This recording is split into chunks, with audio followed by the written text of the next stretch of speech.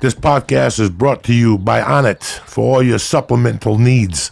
Onnit will fill that void. Go to Onnit.com right now and press in Church and get 10% off delivered. This podcast is also brought to you by MVMT watches. Let me explain something to you. MVMT watches start at just $95.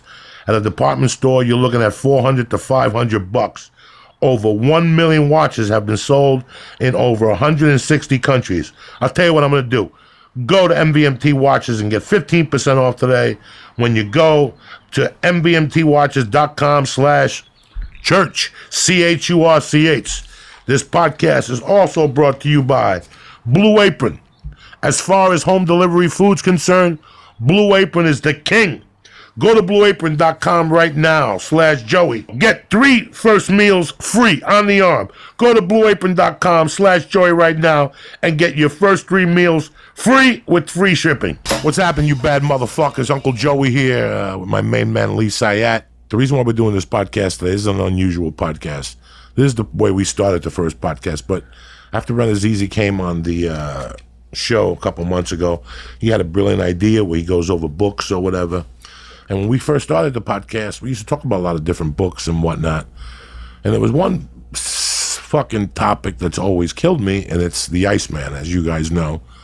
Yeah, he was from Jersey and the whole thing, but let's start from the beginning. I've always been a reader. I've been a reader since Mr. Kingwell left me back in the 7th grade.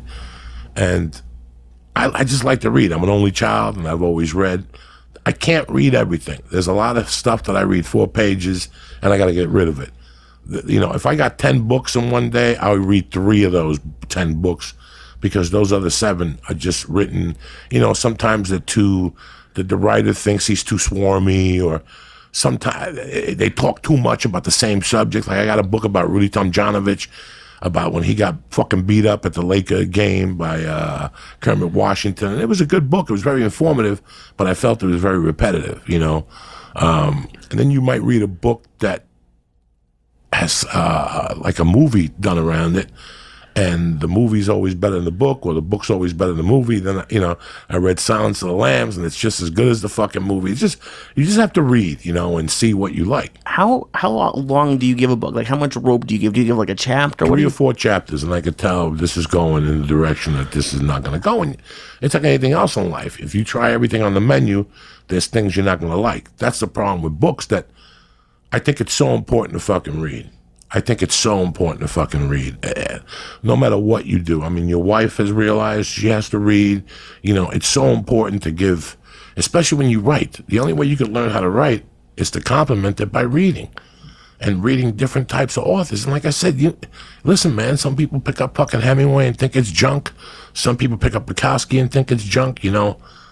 Everybody has their own style of whatever. I don't like subjects about the moon. I don't like a lot of subjects that a lot of people would think I like. I like subjects about stories about characters. I like characters. I like to read about the psychology of that fucking character, what made him do these things. What do you mean character? Because you love interesting people, it seems like. Why? I can't stand fucking boring people. You think I want to sit there next to somebody who's telling me about, you know, the same shit everybody else is telling me? You know, I'm not normal. I'm not like everybody else, and I know this going in. That's what makes this podcast successful, that the people who listen to the podcast are all missing a fucking nut somewhere along the goddamn line too. So I'm not normal, but I know this going in. Right. When I talk to people, I know they look at me weird or whatever, my views or whatever. And the same thing happens with books. You know, you're not going to give everybody. People send me books all the time, and some books I read a few chapters and they're fucking god awful. This is not me. Do you have the thing with, like, for me it happens with movies where someone like really is excited about a movie or a book, and they sell it to you, and then by the time you read it, you're like, oh, this was garbage. Like this, like, oh, that happens all the time. Okay, because yeah. people have different tastes, so they don't know. I'm into more criminal stuff. I'm a criminal. I always wanted to delve into the mind of the criminal. I always wanted to see what made me do the things I did at the different time periods of my life. I'm 50. When I was 20, if we got into an argument, there was always a misunderstanding, I might fucking shoot you. I didn't know when. When I did that kidnapping, my state of mind was completely different. I'm not the same person it was today. So I always wanted to study what had made me come to those conclusions. What made me kidnap? What made me pull a knife on John? what made me do all those robberies when I was a kid and all those stupid fucking burglaries that amounted to nothing. It was a state of mind I was in, you know. So I always want to see what people's state of minds are in. I've always been a student of the mind, of watching people. Have you read a book and just see, like, it seems fake, like, because you're a criminal. Like, have you read a book about a criminal? I could tell. Yeah. I could tell when it's a book about a criminal or a book about somebody nostalgic about something. It's two different things. Okay. There's two books about the Iceman. There's the one that Bruno wrote, Anthony Bruno, the one we're going to discuss today, which focuses more on the investigation. Okay. And there's one that a guy Carlo wrote. That was the one that they optioned at first for Mickey Rourke for this movie about the Iceman. The Carlo book tells you all. I think that by the time, I don't know which one of these books came first, but by the time the Carlo book came, it's what happened on his HBO specials. He just started glamorizing it, and he just started getting, he was responsible for JFK. He was there when they killed that guy, Joe Maris. He had, towards the end, he was saying that he was there when they shot Paul Castellano. He just started, so I think the other book, he talked about more hits that we had never heard about, and now I'm starting to wonder about those hits, a lot of them. This book, the one we're going to discuss today, we're going to have Dominic call up today. All right. This guy's name is Dominick Polifrone, and he was the undercover cop for the ATF that worked closely with Essex County to take down the Iceman. His undercover name was Dominic Michael Provenzano. He kept it the same, and we're going to ask him about undercover questions. I mean, is it true? Like, I always thought, like, when I lived in Boulder, undercover cops that worked in Boulder, that came from Boulder, usually arrested people in Aspen. They were sent to Aspen, so nobody would know them. How far apart are those two cities? 4 hours. Okay, because here's one of the things I'm going to ask him. That just he talked about, he was from Jersey, and he had he grew up in the area. I don't, that doesn't seem far enough apart from it. Right. It seems like you could be at I don't know, Home Goods or a store and just bump into somebody. Yeah. Right. Yeah, okay. Yeah, that's it. And he did. It's not.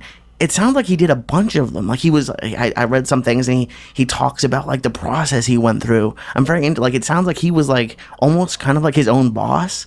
I watched too many movies. You have to be. If you read this book, you'll realize what I've been telling you people for the last 20 years, and I'm going to ask them right in front of you people that for every 100 kilo $1 million arrest you see on TV, they blew 9 of them. They blow 9 of them. They blow 9 of them, because once you get all the bureaucracy involved and all these white dudes who think they know what they're talking about, that's where they blow the case. There's a part in this book, and we'll discuss with Dominic, where he's in already. He's in with the Iceman. He's in with him. But now they want to send another guy in with him to make an introduction. This guy's a professional. If I'm doing business with Lee, one-on-one, every day Lee comes to me and brings me guns. And one day I don't see Lee for 4 days, and he comes back to meet me, and he shows up with somebody.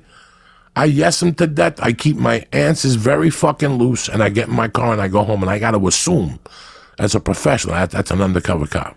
See, this is what I'm fascinated by, is that's what I would imagine, especially on the Iceman's level, that he would be way more cautious. Way more cautious. And then one time, apparently, they wanted to get the Iceman for the murders. So Dominic was talking about how he had him talk about each one of the murders on a recording. And I'm just thinking, how is this guy bringing up random murders, and how does that not set off bells? Well, before it's like going for the pussy before you kiss her titties. If you don't kiss her neck and her titties and you just go right for the pussy a la Trump, it's not going to get you anywhere. This is a process. If you come over overzealous as an undercover agent, they're going to sniff you. And if you don't look at people's eyes, there's so many fucking things that I used to read as a criminal. I once heard from one of my friends, when somebody brings one of those people, put a blue suit on them. If they look like a cop, they're a fucking cop. So, I never, ever, ever, in all those stories I'm telling you guys for fucking 10 years of all the bullshit I put up with, I never really had too many contacts with cops, because I smelt them. I know exactly when somebody shows up with a cop. even when I was a young kid, there was a really interesting story when I first left North Bergen in '83 about a guy who was coming to the bar and bringing us all back to his house and taking out drugs in front of us and jewelry. I knew that guy was a cop. I knew that guy was a cop the second time I went to his fucking house. I put it together. How many more times did you go to his house? That's it. Oh, thank God. Okay, all right. Like, it just seems... That's it. I didn't want to be on camera. I didn't want to be bringing people in. Would you leave the area? Would you go out of state for a few weeks? No. I went over there the second time, and I just thought about it. It sounded too easy. Even at the age of 19, I knew if it sounded too easy, it was too fucking easy.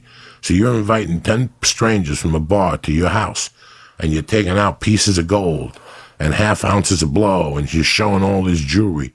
You're looking for something. And don't get me wrong. In my 20 years of fucking doing all that shit, I bumped into a lot of stupid fucking people.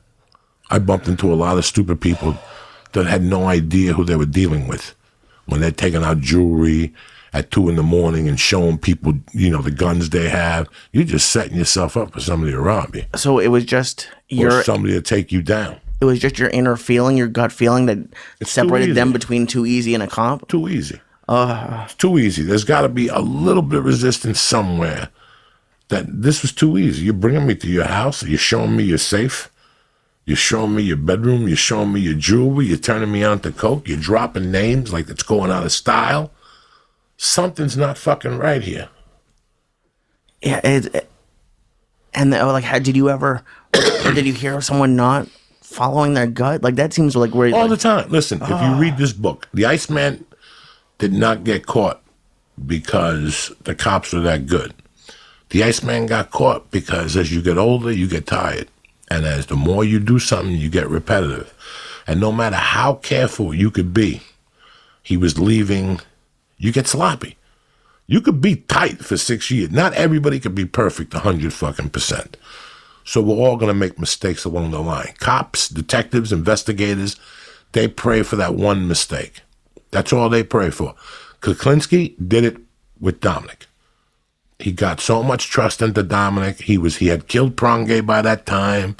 He needed cyanide to kill people. He had to go out in the open. He had to go out in the stomach. That's what that expression is called, going out on your stomach.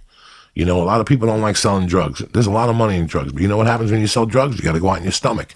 You got to expose yourself. So a lot of people do great unless they have to expose themselves.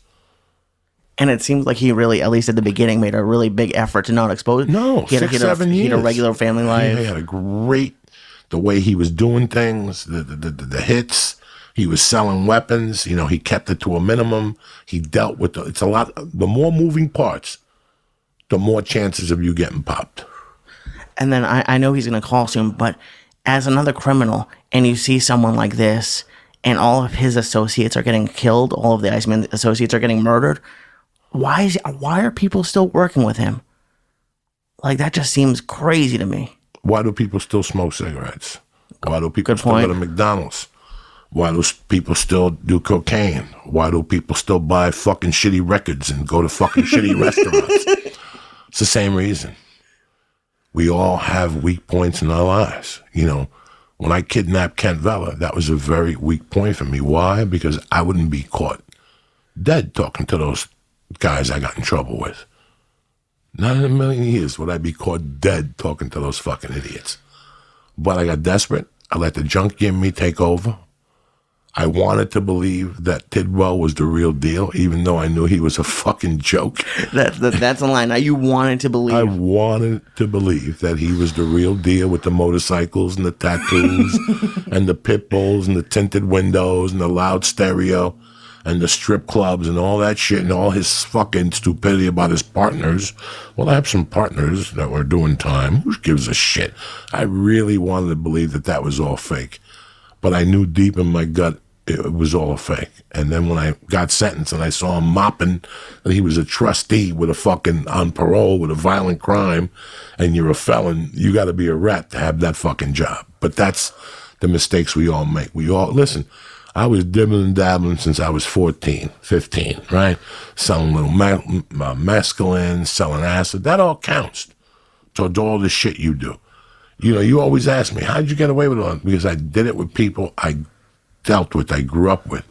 You know, I had 6 or 7 customers. That's it. Once somebody comes to you and go, hey, I got a guy that wants to buy 10,000 hits once a week. Sounds too good.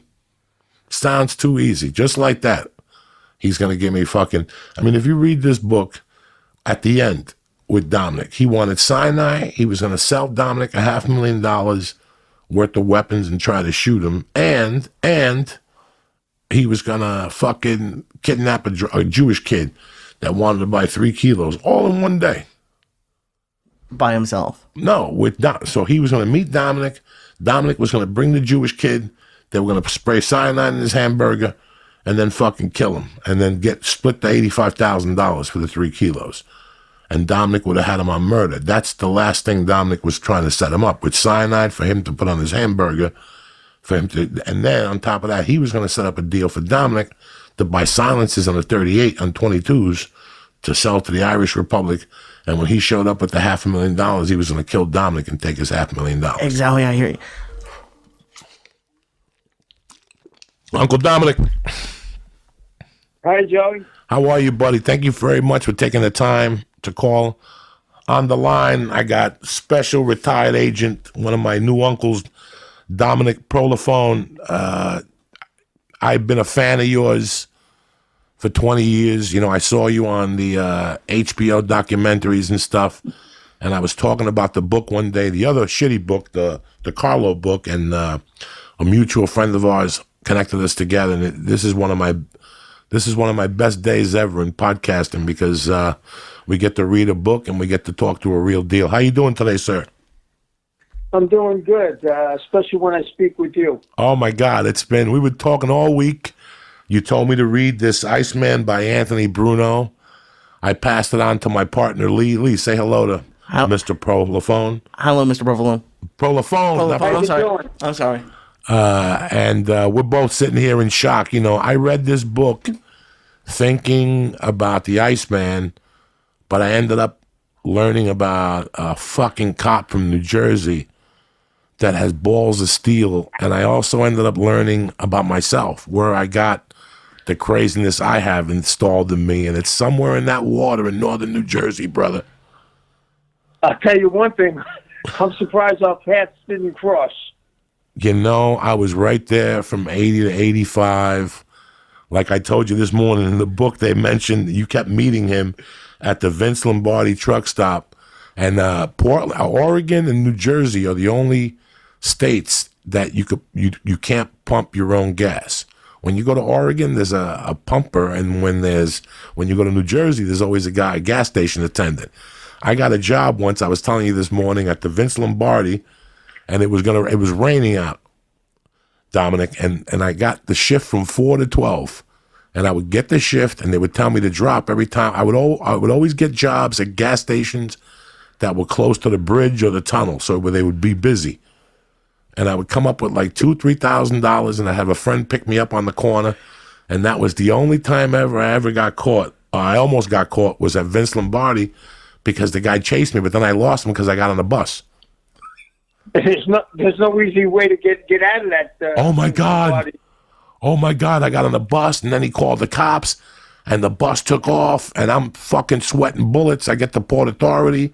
I'm thinking the cops are gonna be there. Wasn't one cop there. I got away with it. But so our paths could have crossed at one time or another. How long were you a cop for, Dominic? Close to 30 years.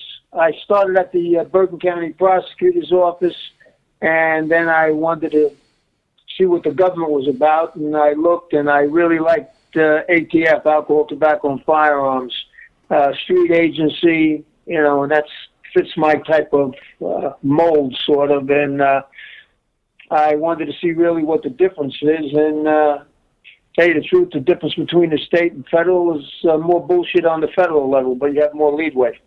Well, there's always more bureaucracy and more paperwork when you're dealing with the feds. They're fucking Gentiles. You got to do a paperwork before you shoot somebody. Yeah. Somebody pulls a gun, they shoot at you, you shoot them back, you get them in the leg. You got 19 pages. You got to write a fucking encyclopedia why you shot them, what color the sun was.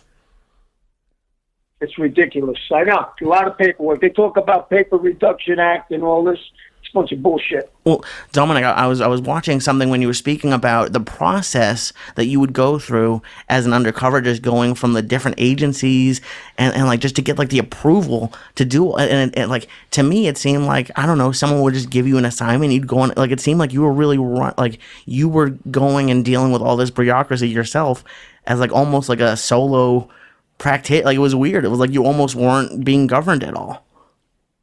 No, it's true. Well, with this particular case of Richard Kuklinski, I just got done finishing a case, to be honest, which I infiltrated all 5 families in New York. And we took down, around 68 people and a lot of made guys. And then there was a contract out on me, and they wanted to send me somewhere else. But ironically, through some other processes, I was fortunate enough to stay in this area, and I chose Jersey. I said that's where I was born and raised, and that's where I want to go. And they thought I was crazy, but that's what they gave me, and that's my career. And I was fortunate enough to work the New York, New Jersey area. I've been all over, doing undercover, St. Croix, Puerto Rico, Miami, Denver, Washington, just a bunch of places. I almost worked for all different agencies, getting things on consignment, which was unheard of. And, built a reputation. I was fortunate enough. I really learned a lot from one of my partners, Alex Diaz, born in Brooklyn, New York. We're very close to this date. He's lucky he's alive. He was shot 5 times in Miami in a deal, and with a .357. And the other agent was shot in the head and died. And he was fortunate enough to live. We're still in communication, and learned a lot. Learned what works, when to come on strong, when to back off. And, you get that gut feeling, after so many years in the streets. So I was fortunate enough. I spent about over 15 years in the streets. Really, I made mistakes as a neophyte, but down the road, and I had an individual that went on the witness protection program, sat me down. We hit it off, and I worked with him for quite some time, a long time, matter of fact. So you had an acting coach. Really, you had an acting coach. Really made my bones there. You had an acting coach. I had an acting coach. The only thing with that is once he makes the introduction, I don't believe, a source continuing to work. I get him out of the picture, and then I work up the alphabet. And I feel that after my experience and everything, and I'm not bragging or anything like that, I was good enough to have a career. They used to say, when is that rope going to be tightened up on you? But I was really fortunate enough that nothing had happened. And to this day, even with the wise guys, we might have broke bread here and there, but that was basically it. They respected me, and I respected them. And, one hand washes the other, and that's the way it is. How long were you a patrolman? How old were you, a patrolman or whatever, before you went into undercover? Tell you the truth, I got out of college. I went to University of Nebraska, Omaha. Oh, shit. Don't ask me why. I got out of trouble there, and I think it was good that I got out there and, got a scholarship. I was a little All-American out there, and I was the Southeast District Heavyweight Golden Gloves champion out there. I did a lot of shit. Believe me, my path took me on some crazy ventures, but I wound up in law enforcement. I wanted to be a phys ed teacher. I wanted to work with kids, but, I had that fork in the road, and I took the one towards criminology. I graduated in that and started my career there. And how long till you jumped into undercover? Right away? Was it 2 years? They put me, when I started in the prosecutor's office, 1970, they threw me in narcotics right away. That was went right into narcotics. So worked narcotics, learning, the ropes here and there. And then, worked homicides, vice, etc., all that stuff. And after about 5 years, I really wanted to see the difference. I wanted a bigger venue. And that's when I went with the Bureau of Alcohol, Tobacco, Firearms. And from there, the training that I've learned and working with really the criminal enterprise, I believe, listen, my experience is, as far as I'm concerned, I did what I had to do. I'm not saying I'm the best in the world. A lot of people make mistakes out there. But I was fortunate enough to survive and did many, many different undercover operations with made guys. You make a fucking mistake in the streets, you die. You can make all the mistakes you want at the academy. You get a second chance. In the street, there's no second chance. What sort of special is there any sort of special training that undercovers get, or are they throwing you out? What do you do to prepare to be a different person? It's not that let's back up a little bit. A lot of people think, undercover, you look on the TV, and, it's really cool, I'm doing my thing. But the bottom line is there, when you're in the academy, you start learning the ropes a little bit. The only way you're going to make your bones is in the streets, working with bad guys. Okay? You're not going to really learn in the academy. I was taken under a wing by a fellow by the name of Alex Diaz. Okay? He took me as a seasoned agent. He was my partner for many, many years. And to this day, we're still very close friends. And I also learned a tremendous amount when I was OCCB from New York City came in, and they were looking for an Italian guy that had some experience. We were going to infiltrate the mob, all 5 families, all 5 boroughs. Can I interrupt you for 1 second? I'm sorry. I want to know, do you start off with smaller, the mob of all 5 families? That's a lot of experience. Yeah, but you start off slow. I don't want to bring up names, but I went to Queens. I'm dealing with some heavy. The first time after we sat down with New York City, OCCB, and ATF, we were in the office in downtown Manhattan around 5 o'clock, and we talked for about 2 hours with the source who was going on the witness protection program.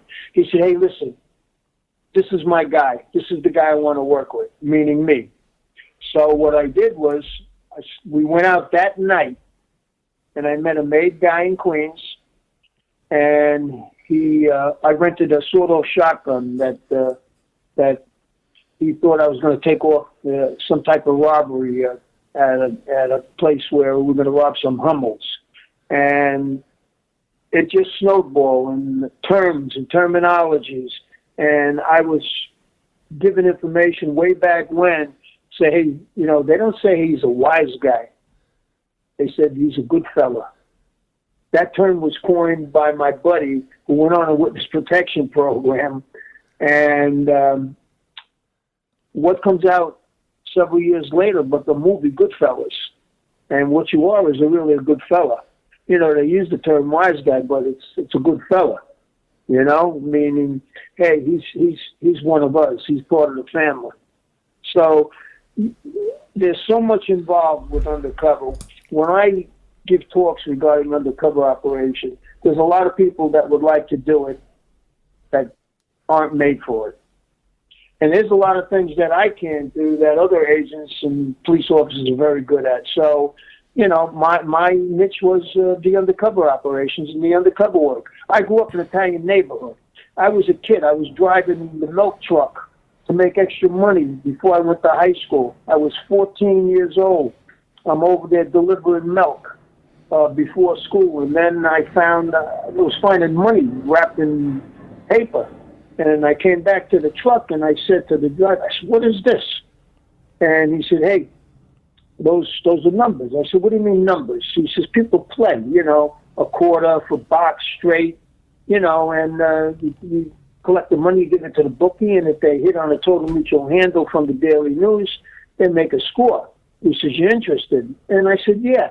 So not only was I making $7 a week delivering milk, I was making an extra $7 picking up the numbers. So I was making $14 a week. I was loaded. And I was starting to learn the information, and some of the guys I grew up with in certain neighborhoods there, hey, a lot of guys went to jail, for robberies, armed robberies, we knew one another, and the bottom line is they knew what I did later on and respected me, and I respected them. If they needed something, they come and see me. If I needed something, I get the information, and one hand wash the other. You only learn that if you're from the neighborhood and understand how the Italians work. You know, when you go and you sign a contract, they don't want a piece of paper. The handshake, that's it. That's all you need. That's the bond. That's the bond, is the handshake. You avoid that, you're fucked. Dominic, what really got me and Lee going was when I lived in Boulder. And when I got out of prison, I worked at a car wash. I was in the halfway house, and I was very intrigued with the political system, how I always was. I mean, you ever hear of an attorney called Samuel DeLuca? Yep. Out of Jersey Absolutely. City. Bad motherfucker. That was my mom's and my stepdad's attorney. So Cubans always played no hablo. Whenever you arrest a Cuban, he don't know nothing. I don't hablo. So they even play it to the attorney that they don't hablo. So I would have to go to Jersey City and sit there with my mom. This is when she was big in the numbers. And remember, in Jersey, numbers are a felony. In New York, they're a misdemeanor. Right. What a fucking scam.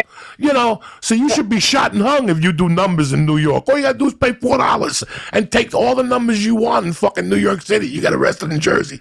But I was always very intrigued with it. Always, with the political system. If I wouldn't have gotten through the problem I would have had, I was at the University of Colorado. I'm like you. I was in Boulder. I was at your fucking nemesis growing up. How fucked up is that? I didn't even want to tell you. I was so embarrassed. So you talk about going to Boulder, Denver. What I was doing undercover, I flew to Denver. I met a guy we talked over the telephone. I flew there. It was some type of bikers, okay? And we started negotiating for silencers. And I bought a couple of silencers while I was down in Denver. And then they delivered me 200 more silencers up at Penn Station in Newark. And I got arrested. They got taken down.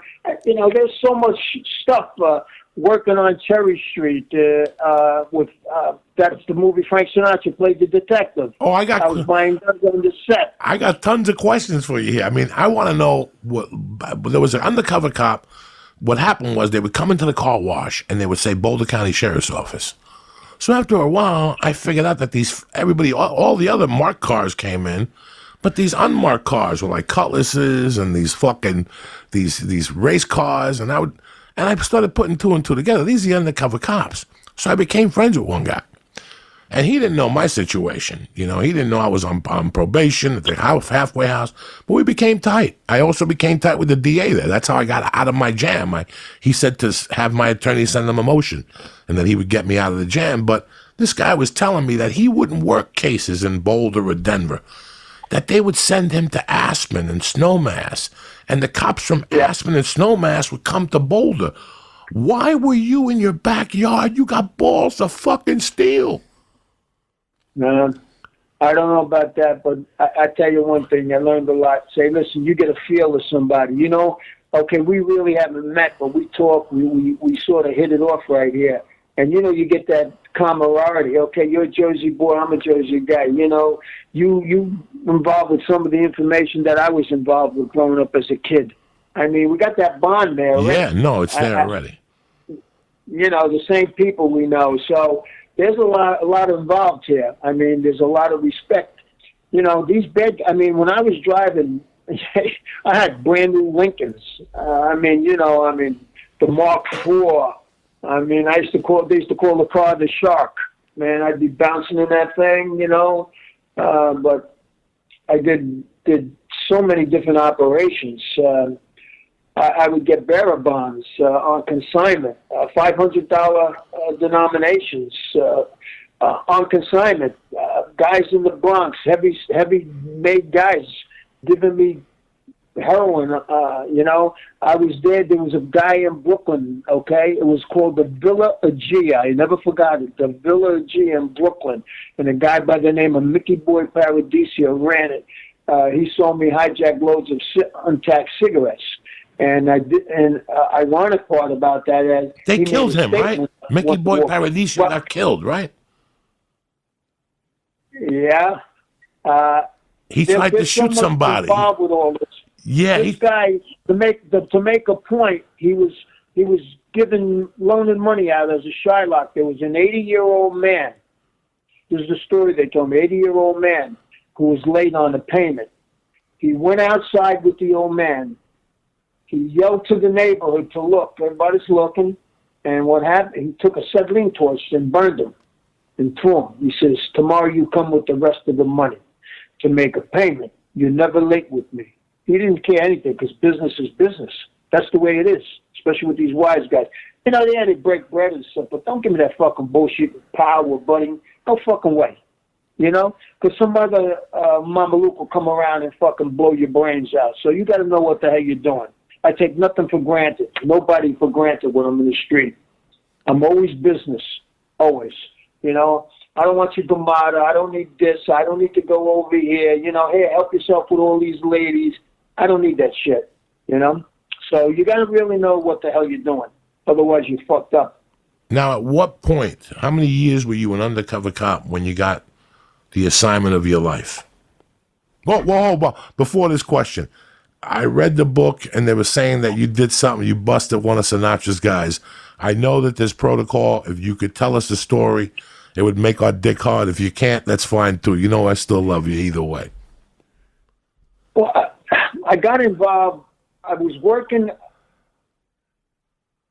some of the families in New York. And what happened was I meet this guy who's selling me a lot of guns. He's interested in selling guns.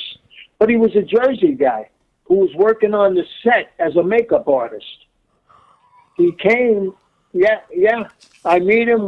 We have some coffee under the L before they took it down, and in New York, and on the West Side.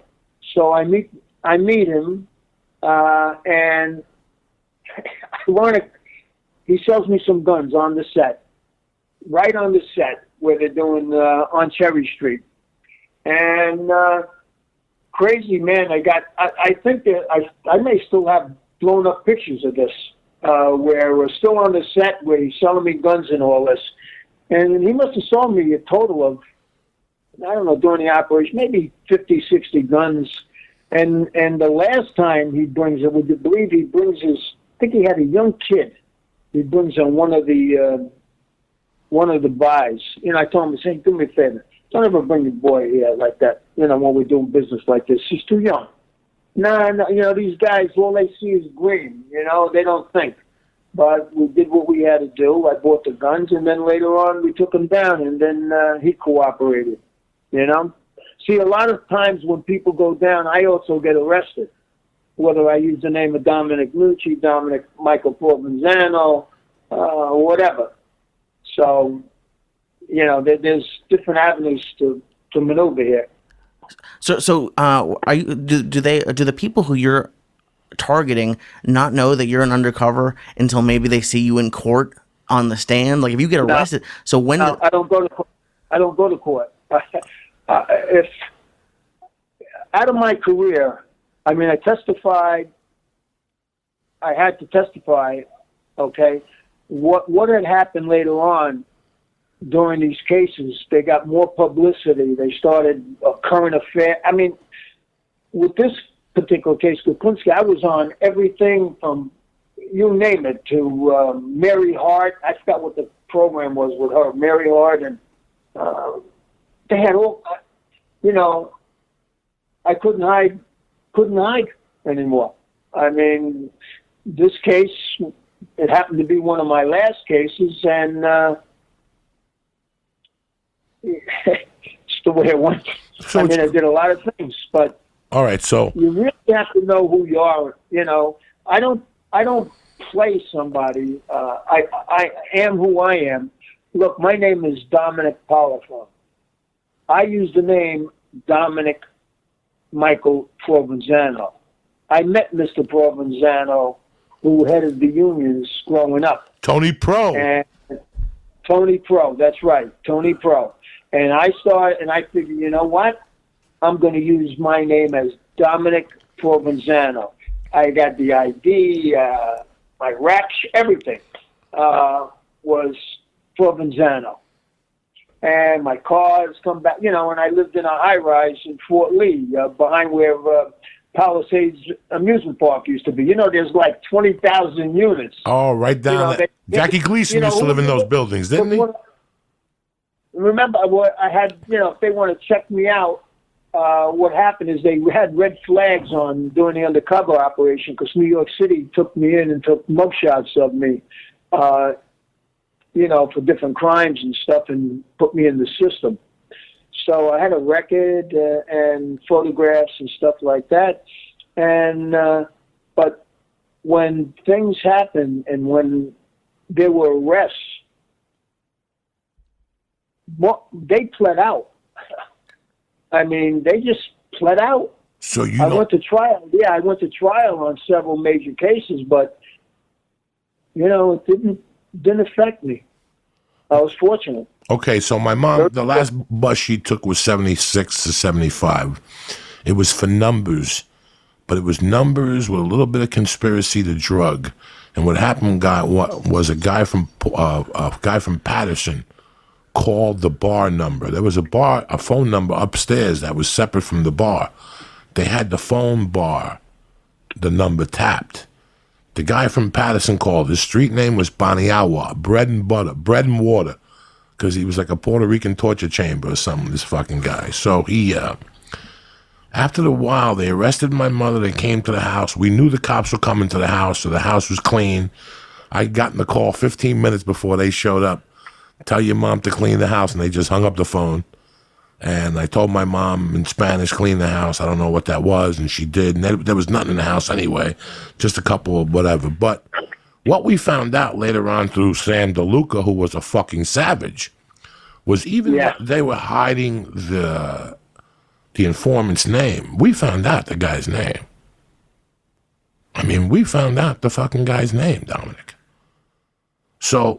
my question is, we found out from our attorney, from DeLuca. DeLuca spoke around, give him a week. And it was funny how, so me and you, I'm selling you 2 kilos of blow. You get arrested. We both get handcuffed together. Do they put us in the same jail? Or do I see you anymore? Or what happens, D? What happens is, I give you exactly scenario that went down. I'm dealing with a guy from Jersey. And this goes down in Paramus, New Jersey in the 80s. This guy offers me silencers. I meet him. I buy 3 silencers. He calls. He says, how'd you like them? I said, really nice, really quiet. He goes, how many can you handle? I say, listen, I said, maybe a couple more, but that's about it. He says, can you handle another 3 or 4? I buy another 3. Okay, I let it go. He calls me almost every week. Can you handle 50? Can you handle 100? What the fuck am I going to do with 100? I said, I can't handle all that. God's honest truth. Gets near November, December, he calls, he says, I want to know how many you can handle. I said, you know what? I'm going to reach out. I said, how many can you do? God's honest judge. He goes, 3,000. I said, you can do 3,000? He says, that's right. I said, and they're going to be nice 22 high standard caliber silencers, very quiet, no manufacturer serial number like you sold me. He says, that's right. I said, okay.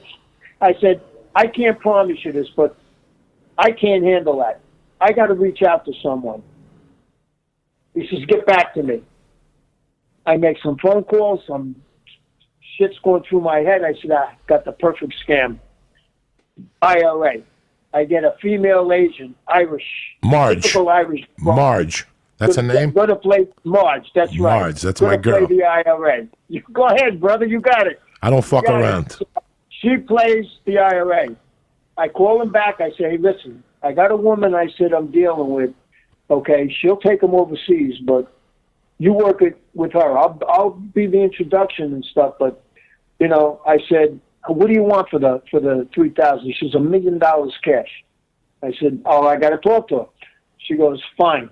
I get back to him. He says, let's do the deal. We do the delivery Pearl Harbor Day. It was December 7th, I think. In Paramus at a diner by bus. We got the planes up following the truck.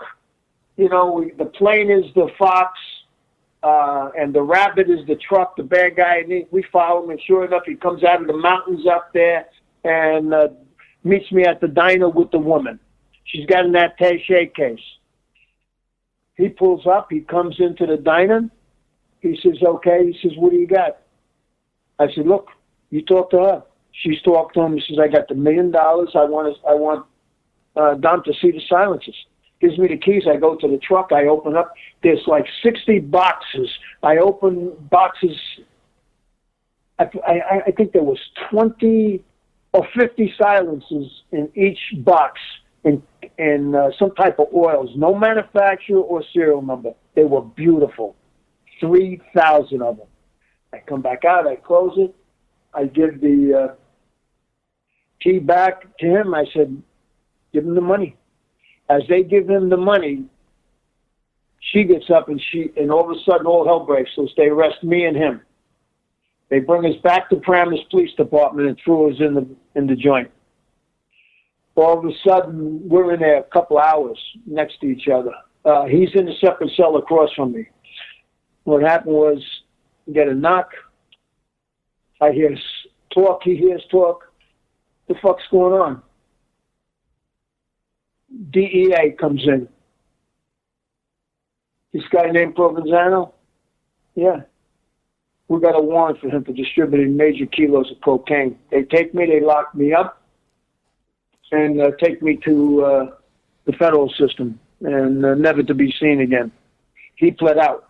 You get my drift? Yeah, no, it's a beautiful thing. That's what I didn't know if you saw him again, because I know even in the Kuklinski case, when he got arrested, you really wanted to be down there to put the cuffs on. And I understand after all the time you had put in, but they're like, what? You know, why go down there? The thing about this book that intrigued me the most, that I was telling Lee before you called, I know your time is short, is you're fucking in there with Kuklinski. You're going down to the store in Patterson. You got all these people in your corner. But here's the weird thing. That at one of your last meetings, they call you in, you know, per the book, and they rib you a little bit, and they doubt you, like these fucking guys that sit on a desk all fucking day are doubting you on your job. And then they go, well, maybe we'll bring somebody else in. Dom, do you know how many times I was in the 90s, I was around drug dealers that we would be talking, like Spanish kids. They were nickel and dime guys selling fucking 8 balls and quarter ounces. And one day some clown would just pop up with a friend and go, I want 2 pounds of blow. And they would come to me and go, what do you think? And I go, run like hell and change your number. So the guy that you were selling it to shows up one day with another white dude. And all of a sudden, from buying 3/4 grams and 8 balls, he wants to buy a pound of blow. And you're looking to come to me. Are you fucking retarded? You know, like I told Lee, for every 100 million pound or every 200 silencer deal there's 4 of them that the feds drop the ball on because they overthink the fucking thing. Right. What do you? I mean, yeah. Look, this Kuklinski thing, this started when I left the prosecutor's office, and for several years I'm in the streets in New York. I just finished up a while ago, you know, wrestling major players in the 5 families and everything. So in 1980s, I get a call to come to the prosecutor's office, and there's, you know, the state and the prosecutor's office, state police, and we sit down and they give me a bunch of information about this guy, Richard Kuklinski, lives in Dumont, New Jersey. And they mentioned, you know, this guy's a stone killer, you know, and that he's got a family, but he uses poisons. He says, but he's killing people We got circumstantial evidence, a lot of cracks in it. We need direct evidence from him. So you're asking me to meet a guy, and he's going to tell me how he murdered 5 people. You come to me and ask me how I murdered people, I tell you to go fuck yourself. Exactly. You understand? Right. Now, let's just back up. Don't ask me why. I always had this fucking knack. For whatever reason it is, it is. I can't explain it. I write up the report. I sit at the headquarters, and they were kind of concerned because saying, what the hell is going on? This is, we're dealing with poisons here. If it gets in your epidermis, there's no antidotes right away. You kiss your ass goodbye. He said, you sure you want to do this? I said, I want to do this. I had to get a declination from Washington and from the U.S. Attorney's Office in New Jersey that anything that I do on this task force will not go federal. Everything is going to be turned over to state, and they want Richard Kuklinski for 5 murders. And they wanted me, once I did meet him, to extract information how he murdered certain individuals. And what happened is I started hanging out at the store in Paterson, New Jersey. All these wise guys, man, were hanging out there. It was unbelievable, just like Goodfellas, man. I mean, I thought they would do the movie, they could have did the movie there. It was unbelievable. All these guys would come in. The cops would come by, I know, on a Sunday. I'd see them, and they just hijacked a whole load of Cenzano umbrellas. And they were throwing them into the police cars, and they were just taking off. There was a big line. And a lot of these guys would come into the store looking, for different avenues and schemes, from jewelry heist to hijacking loads. It was amazing, the networks that they had. And it took me over a year. I knew information would get out there because what had happened is Richard Kuklinski was murdering certain people that he had a little connection, a little cell of mob guys in Jersey that he wasn't happy with, and he was killing them. And the ironic part about it, he kills a guy by the name of Mr. Softy, who was supplying him with his cyanide, pure cyanide, I should say, pure cyanide. And Kuklinski murders this guy. Now, I'm hanging out at the store for close to, 18 months approximately, and phone rings one day, and guy picks it up and says, Sonny, it's for you. The big guy wants to meet you. And that's what they refer to him as, the big guy. And wants to meet you at the Dunkin' Donuts to talk some business. And we were waiting for that because I was doing a lot of illegal business with these guys, and they were trusting me at the store, but nothing went down. One day I'd come into the store, and I was on my way to New York. I pull in my Lincoln, I get out with an attache case, and they're going, man, what status is for people in the city? And they were going, come on, what is it? And this was all prior planned. I knew they would ask what's in that attache case. So I got approval from Washington to go in with props, but they were certified props. I walked in, and they said, come on, let's take a look. I go in the back room, I open up the attache case, and I got 10 blocks of plastic stolen explosives from the military, and I got 10 high-standard 22 caliber silencers. And they're going, man, we can use this stuff. I say, man, this is for people in the city. And they knew I had all these connections, and word was getting out that I can get anything. And it got back to the big guy, which is known as Kuklinski. And when that phone call came in, I went to the Dunkin' Donuts and I meet him for the first time after about 18 months. And I had a lot of information on him. And when he got out of that Camaro, man, he was like the Jolly Green Giant. He just grew, and I mean grew. He's about 6'4", 270, big, massive guy with these orange-tinged glasses. And he got out of that car. I said, holy fuck. I got out of my Lincoln. I go to shake his hand, and he had some mitts on him, believe me. And I thought he was looking to take my soul out of my body from those glasses when he was looking at me. And I'm saying to myself, just chill. I said, this motherfucker ain't getting my soul. That's for sure. And I can just feel him just looking. We go inside the Dunkin' Donuts. Now, this God's honest truth strike me dead. We sit down, we have coffee, we're talking generalities, and he goes, can you get Coke? I said, I don't do Coke. He says, no. He says, can you get Coke? And I said, I can get it. He says, what do you get a kilo for? I said, about 32,000. He says, well, I can get it for 28. I said, well, you're better off going with your sauce. So he turns to me. Now, this is one of our first conversations. He goes, but I don't know if I can trust the guy. So I look at him, and I said, you're a fucking dummy. And he must have stared at me. I'm telling you, for 5 seconds, like I said, he was trying to burn my soul or take it out of me or whatever. And look, and I'm staring at him. You don't tell somebody to go fuck themselves, but I've been around too long. I got the experience. I know when to come on and when to back off. If you would have backed off, he would have ate you the fuck up alive, and you know that. I said, you don't trust the guy? I said, you're a fucking dummy. Yeah, I don't deal with anybody I don't trust. And after about 5 to 10 seconds, he goes, you're right. So help me God. When he said that, I said, I got this motherfucker. I felt that comfortable on our first conversation. Then he turns around, he says, I hear you got connections. And I said, yeah. He doesn't say, can you get cyanide? He says, can you get pure cyanide? Because you got to know how to get the connections for pure cyanide. You're not going to the hardware store to get rat poison. You need the good quality, and it smells like almonds, and you got to have a lab person to make this. And he happened to kill his Mr. Softy there, and who was his connection for the pure cyanide. And that started the ball rolling. And I said to him, he says, I need it. He says, I got to take care of some rats. I said, well, I'll tell you, one hand washes the other. You got to show good faith to me. And he goes, what's that?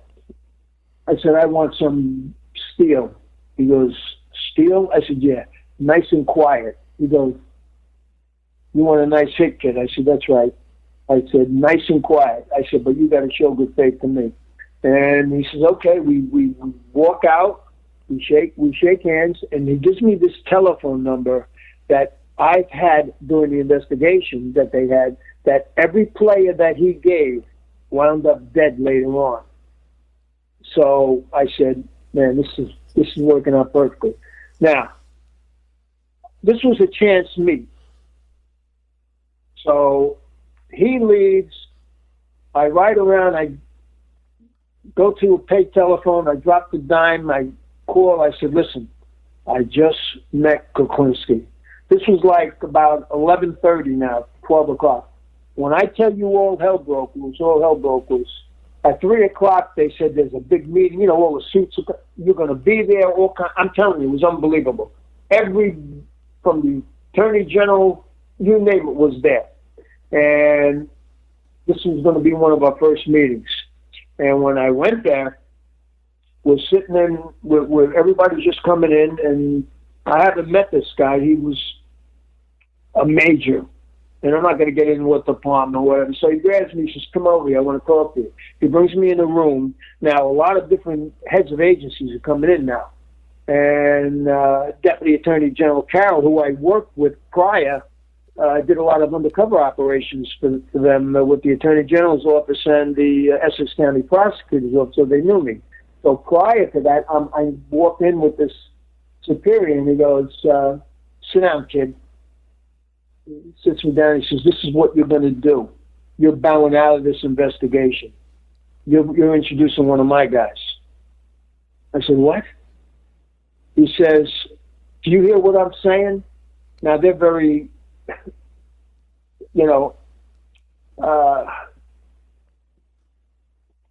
what's the word I'm looking for? He's very white? Regimented. Right, very regimented. Right. Very regimented. And I said, run it by me again. He says, you're bowing out and you're introducing to one of my guys. I said, it don't work like that. You don't work 18 months, you meet a guy, finally you got a reputation, and all of a sudden you introduce a guy and you bow out. I said, don't work.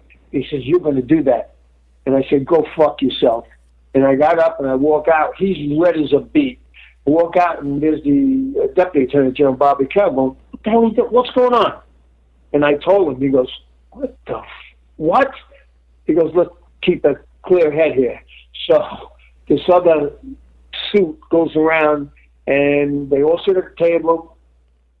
They say, all right, Dom, tell us what happened. I told him I met Kuklinski, gave me his number, told me he needed pure cyanide. I said, I couldn't believe you used that term. First time we met.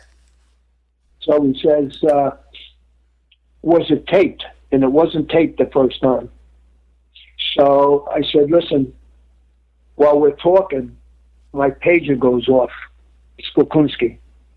So they asked, what's that? And I said, this Kuklinski. So this major goes, get a tape, we're going to record. I said, no, we're not taping. We're not taping. I'm not taping. Now there's a big argument going on. If anybody fucking else dies, you're going to be responsible. I said, fuck you. I said, 5 people are dead under your reign. I said, so don't give me this shit. I said, everybody this guy works for, when he says jump, you jump. I'm talking about Kuklinski, and he'll tell you when to come down. I said, it ain't happening with me. I said, he's got something that I have that he needs, and he's got to show good faith to me. And there was a lot of shit going on, a lot of discussions, and they finally the AG's office, the Attorney General that was going to prosecute him for the 5 murders, says, we're going with Dom. And you could hear the pin drop, and the page gets up. If any fucking body else dies, you're responsible. We're going back and forth. Let's go fuck yourself. I don't work for them. I work for the government, And so they calmed everything down, and they formulated this task force where they wanted me now to start meeting with Kuklinski and gather information on how he murdered people. And Richie, this guy was a mass murderer. I mean, this guy loved to kill. I mean, he loved it. Even the way he talked, he would carve a niche for himself. This is me. He's a cold-blooded son of a bitch. I can feel it. He just loved it. When he talked about murder, if you can see in his eyes, it was like he's staring and getting a high. It was unbelievable. And then he's telling me how he murdered people. But there was a lot of information that I gathered. One, he says, I made the cops look like assholes. I said, what are you talking about? He says, I had a guy in a freezer for 2 years. So what? He says, yeah, I had a guy in for 2 years. He says, and I put him in baggies, and I buried him in the freezer. And after 2 years, I dumped him. And I think it was out in West Milford area, New Jersey. And some jogger or something found the body, called the police, and the individual, Masgay, his name was Louis Masgay, that was murdered and kept in the freezer, did not decompose. He had the same clothes he had on that he disappeared 2 years ago. It was amazing. Did not decompose. So when they took him back to do the autopsies, this was like in August or September, and as they started doing it, they found these ice crystals like in the body, and saying something's wrong there. Something's definitely wrong. Did further information. They found out that this guy was Louis Masgay, who met Kuklinski years ago, that disappeared. Now, Kuklinski told me how he murdered him and how he kept him in the freezer and how he tried to make the cops look like ass. He says, where there's smoke, there's fire. He says, but they can never find the fire because, he says, I'm too good at what I do. He says, let me tell you something, just so you know. He says, I should do a commercial. I said, what do you mean a commercial? This is his sense of humor. He says, I buried the guy in plastic garbage bags. You know what kind I used? I used Glad. He says, now people should go out and buy Glad. He says, they last a long time. I mean, and he would smile, and I'm saying to myself, holy shit, this is the devil. This is definitely the devil.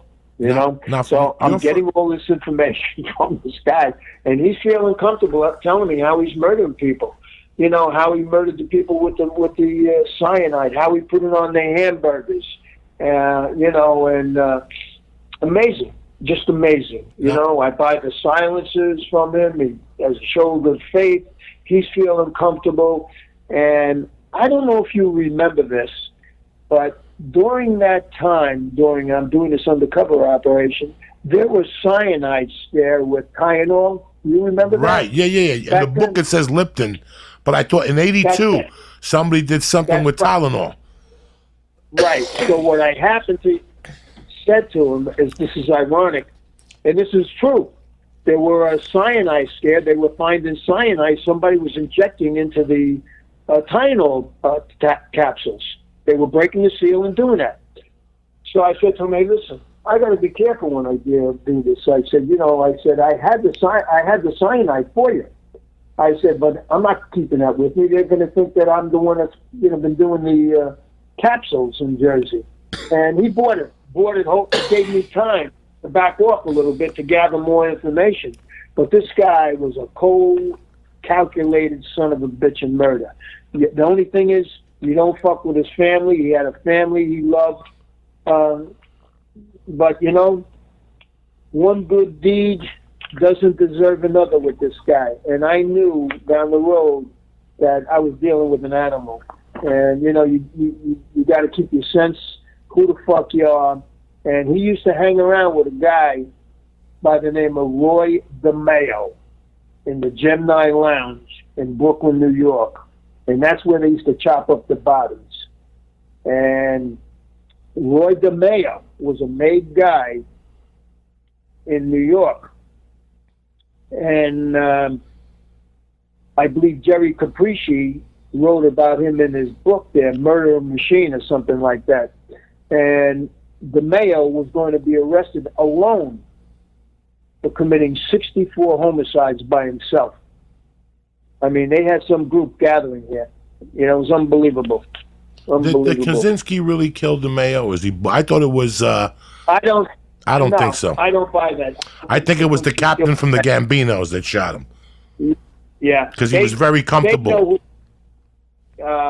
They know who murdered DeMeo, and it was not Kuklinski. It was not Kuklinski, because then they asked him why the chandelier was on the top and shit. Yeah. From the time you met him to the time he got arrested, how long was that process? As crazy as it sounds, I met him September. So September, October, November, December. 4 months. 4 months. I got all the information that I needed on tape from the murders and for all the circumstantial evidence that they had. I filled the cracks with documented direct evidence from his mouth how he murdered these individuals. Now, you mentioned how he had been killing a lot of people who you worked with, and I heard something that you said you had a gun in a special pocket on you at all times. What was the? I was just going to ask what the line was for you. I had a .380 caliber pistol in my left pocket. I'm right-handed, but I talk with my right hand, at times. But I had the gun pointed at him, and during this investigation, I said he was known as putting cyanide in a spray and spraying it into people. And on tape, there are several conversations with him trying it out in New York, where he'd give them a boost, he called it, and watch the guy. Looks like he died of a heart attack walking in the street. He told me a couple of times he went and that he went to dinner with somebody and he put a boost in the food. As the guy went to the bathroom, come back, he mixed the cyanide in it, and all of a sudden the guy drops into the food. Everybody's screaming, thought the guy had a talk, died of a heart attack. He gets up easily and walks away. This was unheard of. I mean, because I told him, started this investigation and started this conversation between Kuklinski and me was, I said, Rich, not for nothing. This is at the Lombardi service station where we had many taped conversations. I said, I don't understand you. I said, I kill people with guns. He says, listen, my friend, you can do it that way, but my way is nice and clean. Nobody looks for it. He says, you give him a boost. Now, when he mentions boost, it's pure cyanide. He says, it makes him look like he died of a heart attack. He says, or if your client wants a statement made, I can make it messy. I can cut his tongue out, stick it up his ass, put a canary in the guy's mouth. There's a lot of ways to do this, but I like mine nice and clean. He says there's no mess. He says a couple of times I had to drop the bodies. He says rigor mortis set in, so I had to use a chainsaw to cut the tendons so I can get him in the barrel to dump him. And that's the way he was. I mean, he was unbelievable. He was school of hard knocks. Had a rough time growing up, but we all did. I mean, that's the way it was back home in Jersey. Especially in certain areas you lived in. Look. I mean, there's been so many things written about him and everything. One of the things he mentioned that he mentioned he had to do a contract hit. He went to see somebody. I think it was in a movie that was out where he goes to the player, he meets him, and the guy goes, Richie, please, don't murder me. God, please. He says, I'll tell you what. He says, it's 6 o'clock. He says, 6:30, if Jesus Christ comes down, you're a free man. 6:31, bang, he's dead. I guess Jesus Christ didn't come down. Like you said in the beginning, it's real lucky that our paths didn't cross, because all these places I used to go to, Liberty Hotel, York Motel, 70th in Newkirk, my friend Darren Rago, God bless his soul, lived. I walked past that fucking garage 20,000 times. The Paul's Diner on Route 3. Are you fucking crazy? By the Clifton, remember when the Clifton drive-in was out there and we were kids? That diner on Bergen Boulevard, the Skyview Hotel. I stayed there. Yeah. You lived down the block from one of my all-time favorite restaurants when you had that apartment in Fort Lee called Piccolissimo. The funny thing, I think it was the York Motel. That's where he had... The guy chopped up. Cyanide on the hamburger and then watched the victim die in the bed, and then he strangles him with the cord after they're laughing, because he says to me, I had the fucking guy, he says, and I told the players when we were upstairs, when the hamburgers come in, don't eat the ones with the pickles. Don't eat the ones with the pickles. So he gives the ones with the pickles to one of the people he kills in the York Motel with cyanide. He goes, the guy had a constitution of a fucking bull. Quote from him. He goes, Don, he says, I'm sitting there, he's eating the whole hamburger. I'm watching. He says, finally the fucking guy dies. He rolls over. He says, he almost ate the whole hamburger. And tying him into this circumstantial evidence and getting the direct evidence from Kuklinski was unbelievable, how he tied every single one in.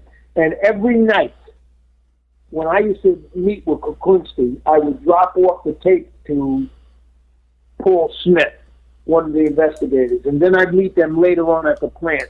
We had Johnny Walker Black scotch with Kuklinski's picture on it. And during this whole investigation, we must have went through 20 bottles, going over information that we needed this, I needed that, I needed this for this particular case. After a while, I told him, listen, I got no fucking room upstairs, man. I need a break here. It was constantly ongoing. And I didn't really live far from him, when I was doing this investigation. I lived in one town, which was really about maybe 10 miles from where he was in Dumont, New Jersey. Our paths could have crossed any place. Anytime at that fucking... at that supermarket in Cresskill, you could have been anywhere. One last question for you, brother. It says it in the book, so I got to ask you, because we had Sal Lubatz on the show. Do you know who Sal Lubatz is? He's the first guy to roll on John Gotti for the heroin. Small timer. He lives right around the corner from my office. Witness relocation plan, had 2 sons. Play professional. That's why he said he got into the witness relocation plan, because of his boys. They ended up playing pro football. Oh. But in the book here, it says that you also had busted Vinny Gotti. That's true. So that's why I'm asking. I met Vinny Gotti on Bath Avenue, where, matter of fact, in Brooklyn, I think where right now they're filming John Gotti with another Jersey guy who's playing him. Travolta. John Travolta. Are they really filming that? Are they really filming that? I met the younger Gotti at the Bedrock Bar on Bath Avenue in Brooklyn, New York, and I fronted him X amount of dollars, and he came back later on where he was facing, I think, 6 years to life for selling me heroin. Hand-to-hand, one-on-one. And Bath Avenue, originally, where these guys would hijack loads of stuff, and swag and all that, they take care of the neighborhood first, which is smart. Take care of the neighborhood, whatever it is, clothing, food. This way, when the cops come, nobody knows I nothing. don't know nothing. Nobody. We know nothing. We know nothing, you know? There's so much involved. Bath Avenue, for Christ's sake. That's Sammy the Bull's old neighborhood. That's where his office was. I love and one of the players I was dealing with in the Bronx, and this was a made guy, which nobody fronted money. I fronted $10,000. I met him at the JF Kennedy Airport. I fronted him $10,000. I'm waiting at the airport motel there at JFK. He comes back. Within 2 hours, he called me every 15 minutes, thought I was hooked up with a made guy in Manhattan. He delivers me 3 more packets of heroin. I fronted him 10. When he came back with the other 2, I gave him an additional $20,000. He made $30,000 that night. My name was gold. And no arrests ever went there. I was getting silences in Riverside at the diner from this Greek diner. Joey Sick, he believed he murdered Peanuts in Yonkers. I can't think of the name right now. And I used to meet him. He used to go by the name of Joey Sick, a big guy. There are so many players involved with all this.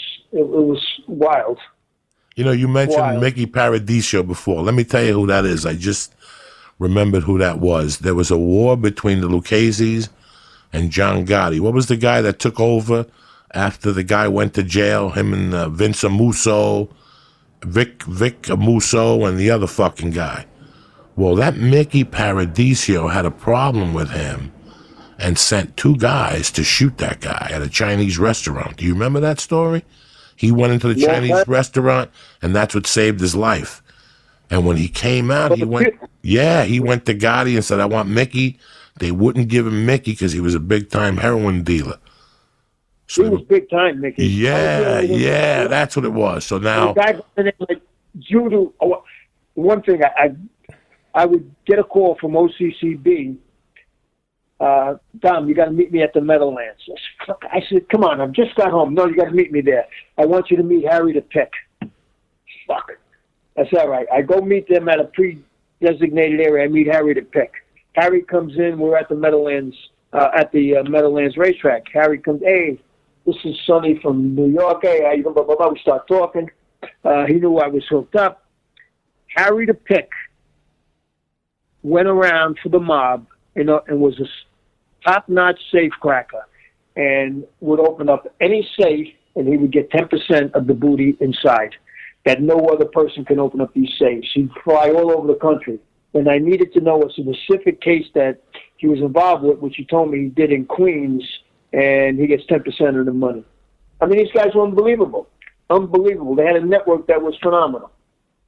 Phenomenal. Dominic, I know we're bouncing all over the place. I mean, nothing's really chronological here, but it is what it is right now, you know? It's funny, like you said in the beginning, it's really weird that our paths didn't meet. Because when I was 14, I would go over to that Meadowlands, that Pegasus, and my friend's father my buddy was the head chef at the fucking Pegasus, Vinnie Lynch. So I would go and I would walk in there. He'd have a jacket for me. I'd walk in there like Johnny Bananas when I was 15, the summer before my mother died. Jimmy, my friend Jimmy, he knew a lot of guys down there, so he would go, I'm going to bring you down there at night. So when somebody wins a trifecta, you cash it for them and they give you a little taste. So I would go down with my Social Security card, and I'd clean up. Like I get like 10% or an extra 20. You know, I'd go home with $300 as a fucking freshman in high school. That's a score. I didn't even. That's the only. I made like $82,000 at the track that year. I don't even know how. And I didn't really win any money. Dominic, I love you, brother. Even the diner owners, I told you, they would go play this babook game. All the diner owners from New Jersey would go into Astoria, Queens, and they'd play babook upstairs to a private game. They had bouncers that made NFL players look like midgets. Unbelievable. Tons of money, tons of boards, anything you wanted, everything. They report to one godfather, this Greek guy, and he would use the name as Petro up there. And he wanted me to blow up the Claremont Diner on Route 3 years ago. And what happened was they did pipe bomb that years ago. My God, the Claremont Diner. Listen, I know you got to go to dinner, man. It's been an education this week. And not only an education, I got to meet a really great guy. You're a special fucking guy, Dominic. God. I wish we had more time to really go chronological. Oh, no. I'll call you. I'll call you next month again. We'll do this. These guys are going to love this. I mean, you're a great guy, and God bless that nothing ever bad happened to you, man. They don't make savages like you anymore. You and your family and everything else to be safe, and I really enjoyed this. And I'm going to give you a call tomorrow. I want to find out exactly what's what. Lee, you got any questions from my Uncle Dominic? Just really quick, something that we've heard about on the show, and I just want to know if you've heard about it. Have you ever heard of the Meadowlands Inn? That sounds familiar. What is that, a small little place? That was a small little bar in North Bergen where women would stick bottles in their pussies and shit from 79 to like 81. It was owned by North Bergen police. North Bergen cops had That's a long fucking time ago, my friend. Yeah, long time ago. Well, you know, with your Goombas, cappuccino and coffee, that's funny. And the other guy, it's amazing, small world. I love you. I love you, brother. And I will call you this week, and I thank you for your time. I know it's valuable. I know you have a family down there, but I will be in touch with you a lot, Dominic. Thank you very much for taking the time, brother. God bless you. Thanks a lot, and I'll be speaking to you. I really appreciate it, and I really enjoyed this. Love you, D. Thank you. Bye-bye. What'd you think of that, Lee? It sounds, he's so calm about it, and he's talking about it like when you guys were talking about Colorado, and he's saying, "Oh, I flew to Colorado once and I sold these things." He's talking about it like it's a vacation, like how we talk and like, "Oh, I got this to eat in Colorado once." He's like, "Oh, I went to Colorado and sold these silencers." You know, it's I've always been very interested with undercover work. How I didn't end up doing it, guys, is beyond me. How I didn't become I didn't even know about this undercover work till it was too fucking late and I had felonies, you know, but it's always intrigued me. This conversation was good for me because it closed the questions I had about the Iceman and just meeting this guy, just talking to him on the phone about what really went down. You know, I bought the other book first, the one by Carlo, the Iceman, and like I said, it was I felt there was a lot of rhetoric and a lot of nostalgic guy trying to build himself up.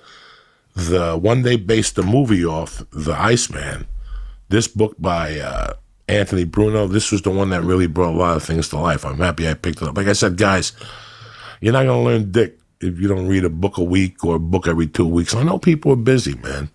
And some people want to go back to school, but they don't have time to. What's a better thing to do than read? And it don't cost you nothing.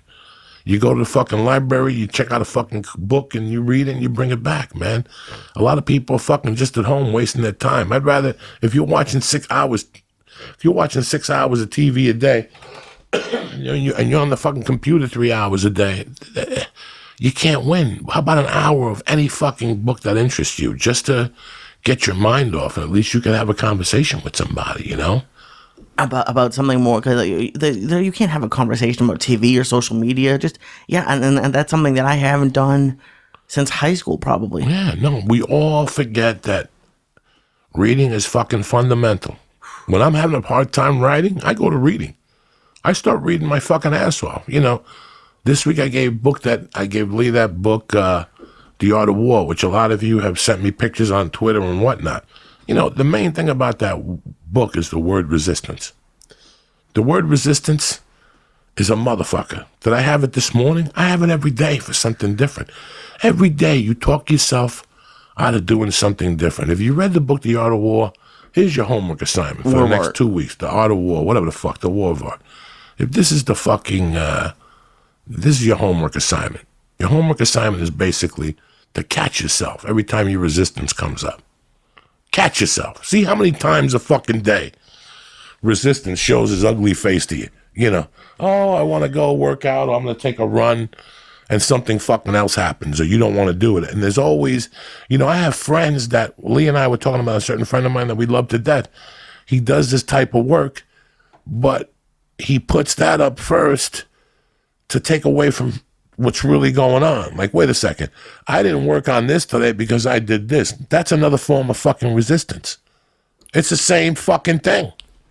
And it's hard because the frustrating part for me in the book is he makes it seem like it's a daily battle. Like everybody has it on a daily fucking basis. You know, everybody fucking has it on a daily basis. So just to touch on that, the art of war, whatever the fuck it is, the most important thing is that you find yourself getting the resistance, either write how you overcome it or just work against it. That's what I usually do now. You know, you give yourself a goal. I'm going to go to the gym 3 times a week. Every day I'm going to go to the gym this week at 12. From 4 to 5, I'm going to write fucking poetry. You know what I'm saying? I don't give a fuck what gets in your way. Nothing could get in your way of that. You know, if you come to me and go, well, I did kettlebells and said, that don't mean nothing. You were supposed to fucking write. That's what's supposed to be done. Nothing else. I don't give a fuck. And that's what I had to realize over the years. I thought the daytime was to go talk and play with your fucking goofy friends who got nothing going on. No. The daytime is to write and to send emails and to fucking, you know, get your day together. Like every day you have to have a different mission. And this is what this book teaches you. I don't want to frown on that book. We'll get back to it. But the homework assignment for the War of Art or the Art of War, whatever the fuck it is that you catch your resistance and acknowledge it. That's it. Now back to this fucking book over here. It was just what really intrigued me about this book was what he said. Guys, from 1979 to 1985, I raised fucking hell. A lot of bad things could have come to me. I'm not going to sit here and tell you, oh, I could have got killed. No. But read these fucking places where I verified with you guys. I hung out at all these places. I was doing something, except for the place in Patterson that he talks about in the book, the shack where people go. There's a story about him going in there, Dominic, and some guy pulls him aside and goes, I got $500,000 in fives. They're counterfeit. Give them to me for 20 cents on the dollar. He's like, what am I going to do with $5 fucking bills? You know, that's a complete different world that people don't know of.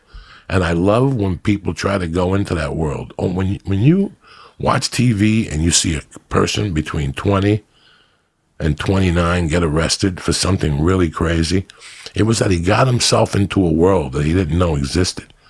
He watched something on TV, and that's the difference. A lot of people have never realized that in life.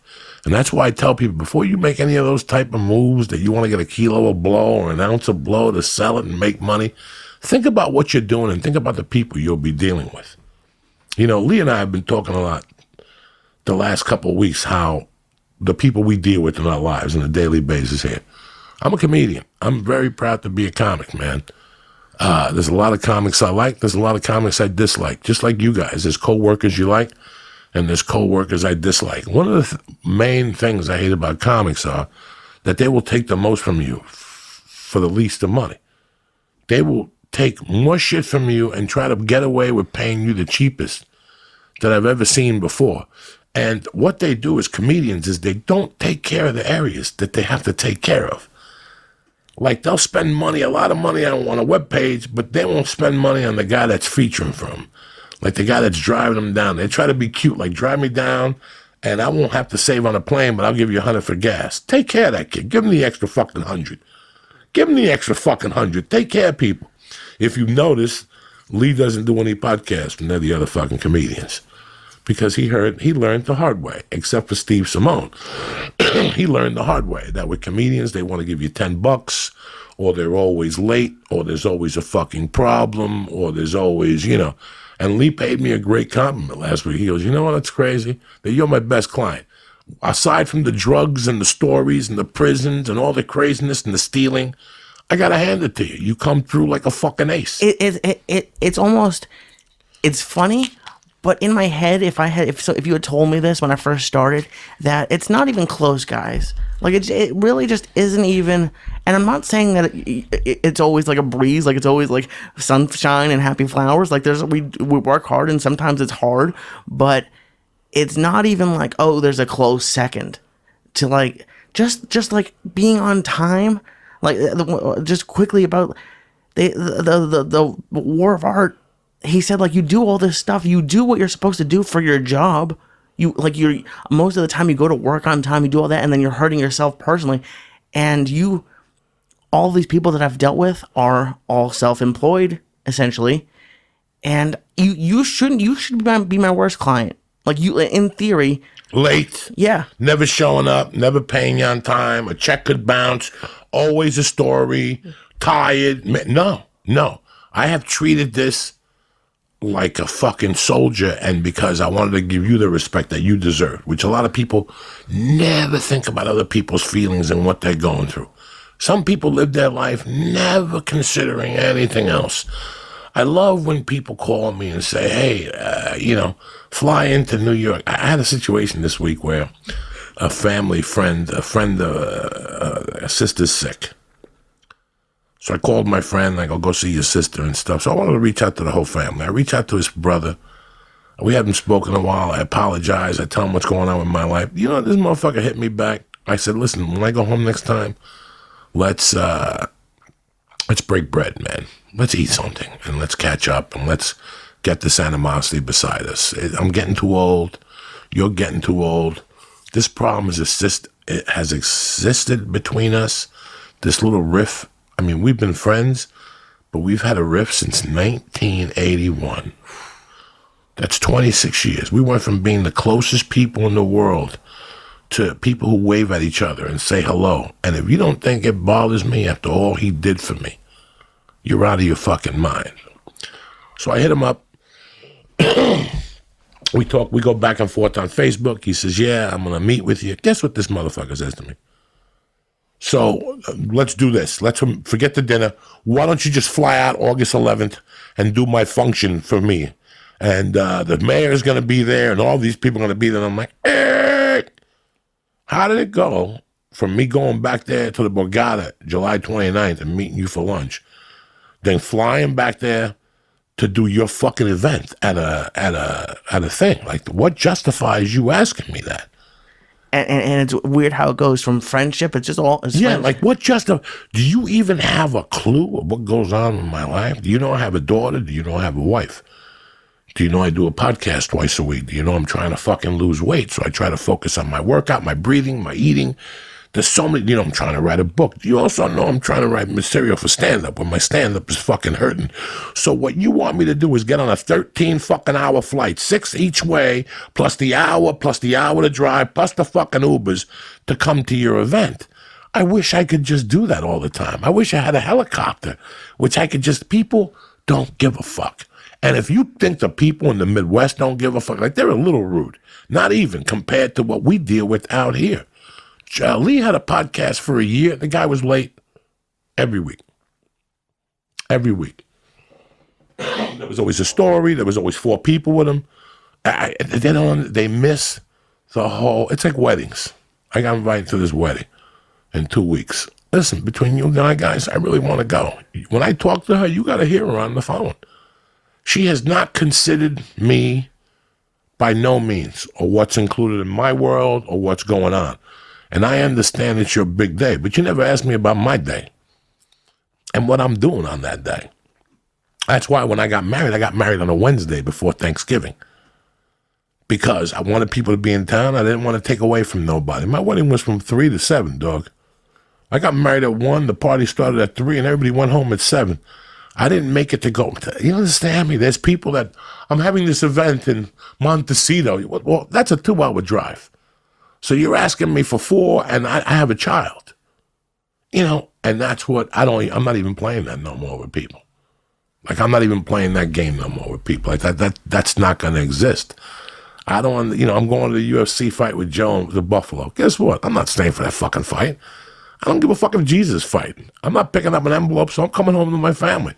The week before, I'm at Levity Live all fucking week, so I'm 6 hours away both fucking weekends. You think I'm going to sit there an extra fucking day to watch a fight? You're crazy. Best place I watch a fight is in my fucking living room with my feet up, picking my fucking nose. That's the best way. That's the best time I have is watching that type of shit at my house. I don't want to go there. I'm 54 years old. And you're not fighting your nature, being stuck in another city, pissed off. For who? For what? What's the purpose? I get on a plane to pick up an envelope and bring it the fuck back to my family. I don't have time to get on a plane to go to a wedding. Or if the wedding is there when I'm going back to do the comedy, sure. I'll stop by in the afternoon, say hello, and drop off a fucking envelope. I'm not an animal by no means, but But they also still have to I understand what the fuck I'm doing. Absolutely. Let me do some shout outs real quick. Philadelphia Collins, Chris Hines. Who else is on here? Laughable, Kern Michael, John Doherty, Beware Podcast, Tyler Trubert, Dom T, and Derek Sparks. I love you motherfuckers. Don't forget, I'll be at Levity Live, West Nyack, Thursday, Friday, and Saturday this weekend. And then 420 Levity Live, Oxnard, right here in California, blowing this place down. All right. So that's that. That was very interesting, his call, because I had never really, we never had an undercover cop on here before. And we've never really had anybody of that aptitude. I think we had a cop on when I did Beauty and the Beast. Right, yeah, absolutely. But we never had a cop here before, and I wanted to really go into this. He was talking about Mr. Softy. Like I said, Lee, when we did the documentary and we went on Charles Court, I showed you exactly in conjunction how far it was from my house to Mr. fucking Softy's house. This guy, Mr. Softy, he talks about in the book is really interesting because he had 2 boys and a great wife, a beautiful fucking wife. And we all played together. And the boys were great boys. I know one of them passed away, he died in a car accident, God rest his soul. But the younger one that's still alive, I think changed his name, and he contacted me about 5 or 6 months ago on Facebook. And, my normal horror adage would have been to, I haven't talked to him since he was a child. I'm not going to lie to nobody and tell you I keep in contact with him. But my natural horror attitude was to contact him on Facebook and have him call the podcast to talk about his fucking father, who was an animal, who they couldn't wait. I didn't have the heart in me. If he listens to the podcast and he would like to call in now and tell his thoughts on his father, amen. I give him all the power in the world. I'm not mad at him. It's just something that happened. But here's the crazy thing. I officially left Jersey in 85. And in 84, do you know what Prange did? Or 82, do you know what he did? He put a bomb in front of his fucking house to kill his wife and his kid. Are you serious? Yeah. Like where? On the street? No, on the balcony, on the porch. Fuck. Like this fucking guy lived around the block from my house. Do you feel at all like, not that people think you're lying, but like vindicated having Dominic on the phone? He knew you're a lawyer. How crazy is that? Listen, bro, I don't really give a fuck what these people believe or what they don't believe. Because there's times I'm doing something and I get little messages like, this or this. If you don't believe what the fuck I'm talking about after all these fucking years, then go watch fucking Star Trek or go watch, Agents of the Windshield, whatever the fuck that show is. Or, these are the same people that watch that shit and believe that, Listen, I've been doing it. I'm 54 motherfucking years old, dog. And I'm really 80 in cat years. Do you know what I'm saying? And I've been very fucking fortunate to live a bad life, and I've been very fortunate to have a good life. Do you know what I'm saying? I mean, it's very hard to describe what that means. You know, from 0 to 15, I had a very good life. I had a couple notches in there with my family. I wished I had more from my family or more, but that's the way life turns out. I had a beautiful relationship with my mother, and God took her away. Her taking her away made me a better fucking man. From 16 to, 40, I was basically a failure, just holding on. And the only thing that kept me alive was this fucking stand-up. And in all that time, I got a story for each of those fucking days that I learned from either being a piece of shit or being a good person. 10 years ago, I decided to stop doing cocaine, which was really holding me down. I got 37 years of stories of cocaine. I got 17 years of stories that I probably forgot. That when I go home, people remind me of little things like, holy shit, I kind of forgot about all this.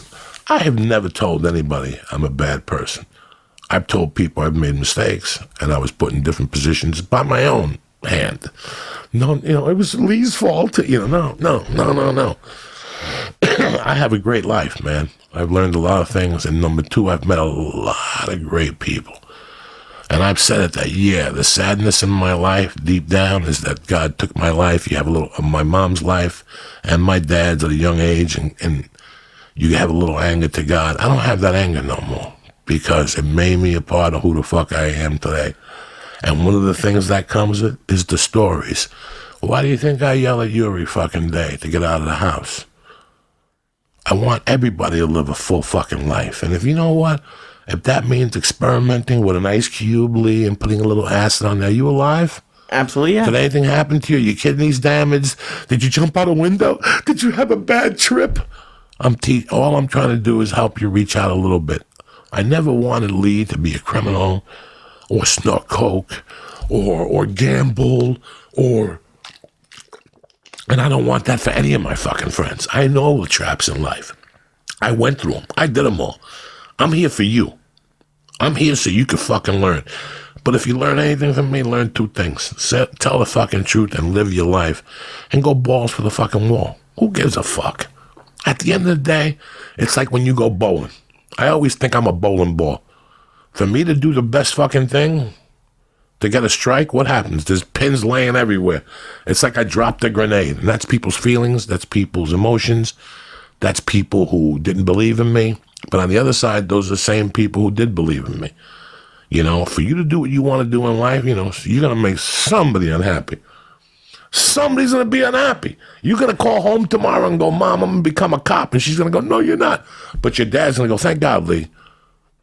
You always make, no matter what decision you make, somebody's going to be fucking unhappy with it. My wife's going to put up a hand like, Joey, you're going to leave for 5 days. But for you to accomplish what you need to in your life as a human being, you have to live this fucking life. And that's it. It's hard. Like that. I struggle daily with not caring about what people think. And that's a huge thing. Just what you did, like, I never want to make anybody unhappy.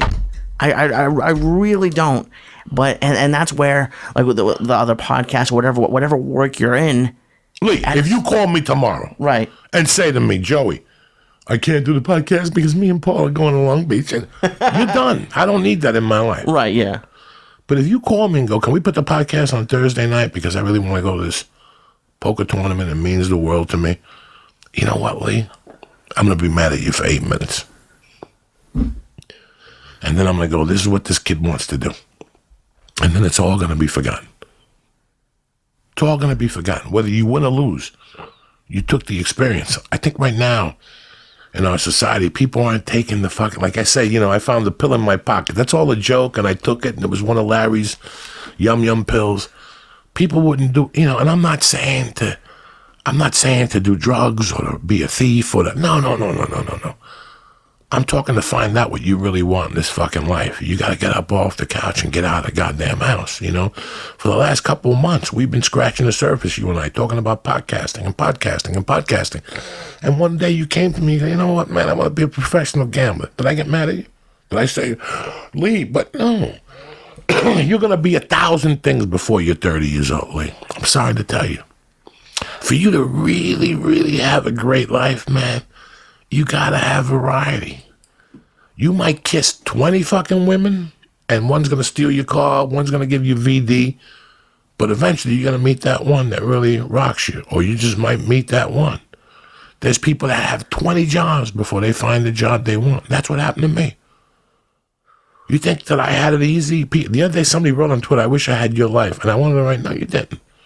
You're doing great on your own. You don't want my fucking life. I don't want my fucking life at times. I think about sleeping on those buses and robbing people's houses and crawling through a window. You think I don't think of these things at night or every 3 days of the things I've done? And then I think of the good things I did. Like I said the other day, I'm not fucking funny. You think I'm funny? You're a fucking asshole.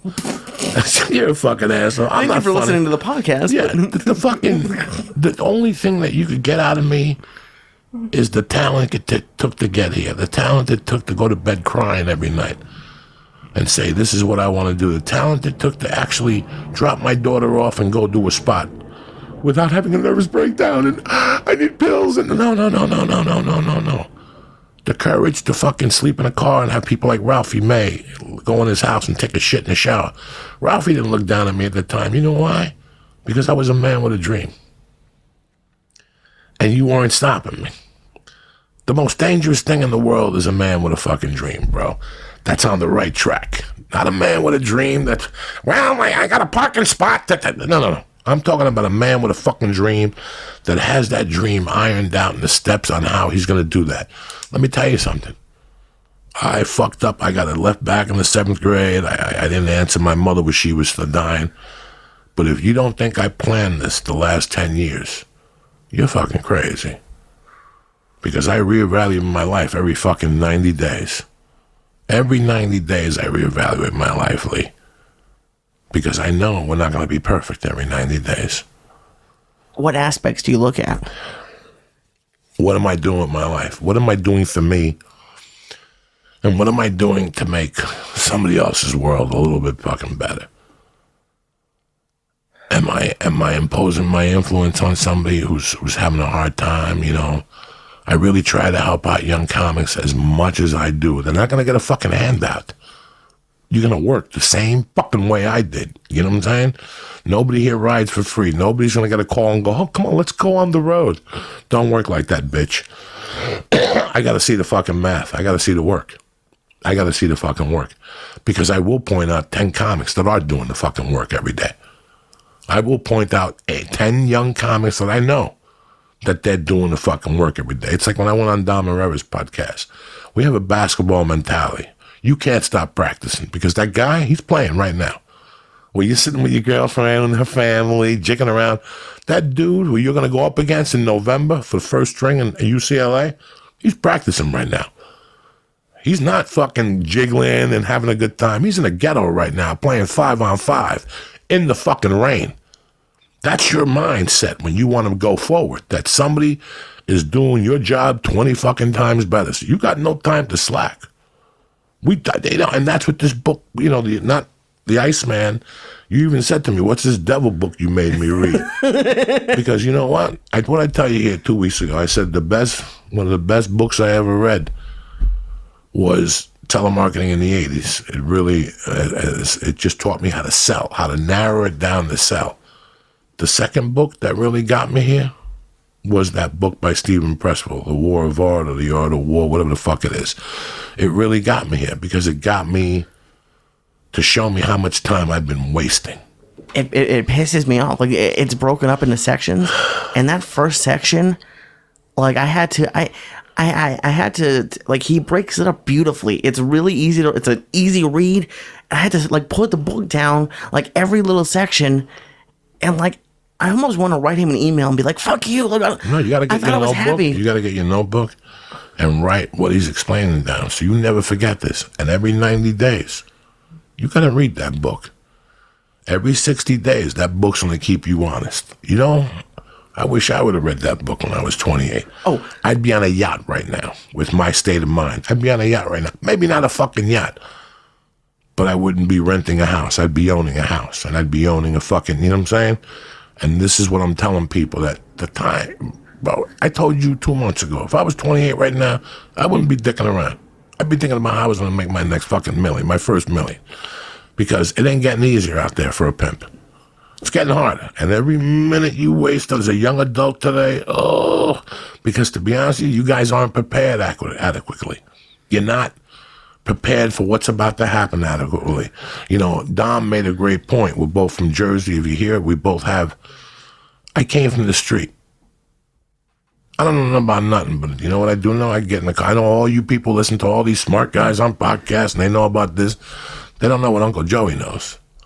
They don't know how to wake up in the morning and leave the fucking house and come back with money. A lot of people don't know how to do that. And I'll get my fucking white wife to come in here and tell you guys how many times I left the house. And no matter what, I brought home money. If you come to me and look me in the eye and go, Joe, today we need $140 to pay the phone bill, I feel bad for somebody.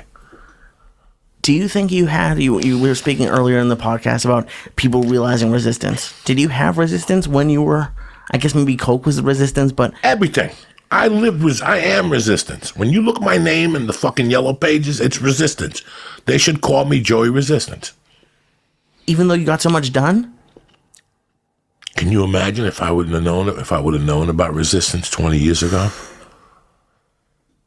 I'm not trying to fucking sell anybody religion. I'm not trying to sell you rhetoric. I'm just trying to make your time fucking more productive. That's what you do in 8 hours, you could possibly do in 4 because you're talking on the phone. He says in the book, hey, listen, you want me to lie to you? Before I fucking open up that lit lift, I got to listen to music. I got to smoke a joint. I got to jerk off. I got to get a piece of cake. That's all procrastination. That's all resistance. I think what is so powerful about it, at least for me, is that you're reading it in your own head, because it's not like it's a brilliant book, but it's not like it's not something that you should know. It's an easy read. Yeah, it's an easy read. It's an easy read. But then it's, from the time I was a kid, I've been being told I was a procrastinator, and procrastinating is bad, and everyone tells you all this stuff. But it just doesn't, when you're reading it to yourself and it's your voice hearing it, I don't know. It just drove me crazy. Like I got called you like 3 times. That's why when you write stuff down, it goes back to that. When I tell you I kicked an old lady in the tooth and ran away with her purse, we giggle. Joey. When I write that story down and I read that story back, it doesn't feel so good anymore. So when you read something, that's why I had you read it, Lee, because I wanted you to talk about it on the podcast, and I wanted you to help other people that are going through the same fucking thing. Bro, I put my pants on one leg at a time, just like you motherfuckers. The movies, the stand-up, that's all bullshit. I'm a man first, and I was a loser, a mindless loser first before that. So I know exactly what everybody's going through that's struggling with dough, what they want. Frustration, you have no idea what frustration is. When you're at the store killing people every night and you can't get to Montreal and you can't get an agent and you're booking movies and nobody wants to talk to you. I had a situation last week, guys. 25 fucking years in comedy. I still get no respect. You hear me crying about it? No. I go home, I tuck my dick between my legs, and I try to be a better version of myself. And that's all you could fucking be. If it starts with you reading the fucking book or not, we're going to do this kind of podcast every 2 or 3 weeks about a certain book or once a month. And I hope you enjoy these things. I love reading, and I've learned a lot about reading, and half the shit I babble on about here is life experiences, and half the shit is shit that I've read that I've learned from a book. Sometimes if I read something from a book and it sounds a little kinky, I'll research it. I'll go to where the author fucking got. You know, dog, I'm a fucking old school Jew. I'm a Jewish Jesus. You know what I'm saying? I'm fans with Jewish Jesus. Jewish Jesus question fucking everything. You said we all have different jobs. When you're 60, 70, you're going to be a private detective. I can order you. You have, like, you do all this research by yourself. Like, you go in depth into the ways that no one else would ever look at. I can't believe you do research into books. I have to research because how can I come in here and repeat what I read in the fucking book? Because there's always one asshole out there at this internet world that'll call you out because you said the word wrong or whatever.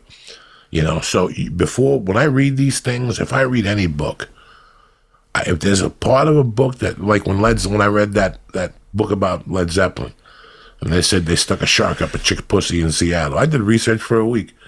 You know, just before when I heard that John Lennon had written Fame, And then he wrote Benny and the Jets for Elton John. I did the research for a fucking week. I don't want to tell somebody and then look like a fucking asshole. You know what I'm saying? Yeah. Let me give a shout out to my sponsors and I'll get you out of here. First off, Blue Apron. Let me explain something to you. Lee, tell them when they deliver the food, how nice is it? It's amazing. They deliver literally everything you need to make all these amazing meals. It's all in one box. They have a little knickknack set up, like all your little sauces and oils, and then they have all the vegetables and fruits and all your meats. And there's no waste, all right? And for less than $10 per meal per person, Blue Apron delivers seasonal recipes along with proportioned ingredients to make delicious home-cooked meals. Choose from a variety of new recipes each week or let Blue Apron's culinary team surprise you. Recipes are not repeated within a year, so you'll never get bored.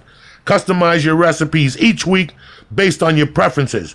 Blue Apron has several delivery options so you can choose what fits your needs. And there's no weekly commitment, so you can only get the deliveries when you want them. Each meal comes with a step-by-step, easy-to-follow recipe card and pre-portioned ingredients that can be prepared in 40 minutes or less. For example, this weekend, you got shiitake mushroom burgers with miso mayonnaise. You got seared chicken with French lentils and arugula feta. You got a kale white cheddar quesadilla with a fried egg. Are you kidding me? Or what? Get the party started now. Check out this week's menu and get first three meals free with free shipping when you go to blueapron.com/Joey. That's Blue Apron's freshness guarantee promises that every ingredient in your delivery arrives ready to cook or they'll make it right.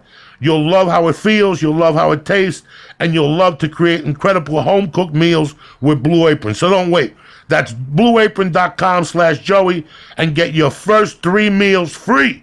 blueapron.com/Joey. Blue Apron, a better way to cook, and I'm going to give you free shipping.